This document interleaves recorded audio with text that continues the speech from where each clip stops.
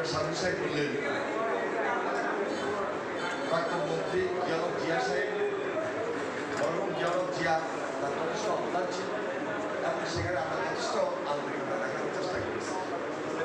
সেই সময় থেকে এর মূল ভিত্তি, যদিও তার আগে আপনাদের সাংবাদিক অ্যাসোসিয়েশন ছিল, কিন্তু বিভিন্নভাবে বিভিন্ন জায়গায় বসে আমরা কাজ করি।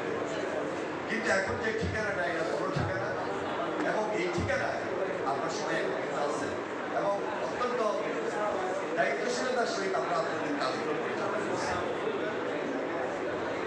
তো আমরা বিগত 15-16 বছর কি পরিমাণ অত্যাচার এবং নির্যাতিত ছিলাম এটা ভাষা প্রকাশ করার মতো নয়।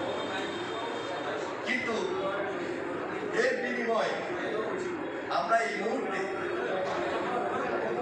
আল্লাহর হুকুমে যে পর্যায়ে একটা আছে, এর চেয়ে বেশি চাওয়া পাওয়া আমাদের মধ্যে নাই। আর এর চেয়ে বেশি চাওয়া পাওয়া আমরা চিন্তা করি এটা একটা রাজনীতিবিদ হিসাবে আমাদের যারা দল পরিচালনা করেন তাদের চিন্তা করে।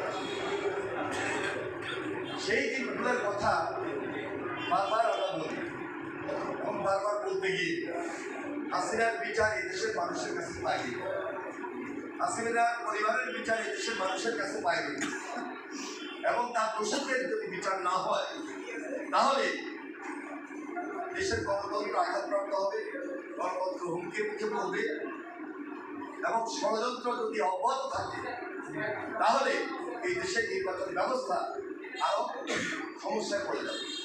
যেটির জন্য আমাদের দীর্ঘদিনের আন্দোলন ছিল, সেই আন্দোলনকে ত্বরান্বিত করে আমরা একটা আন্দোলন করেছিলাম এবং আন্দোলনকে বেগবান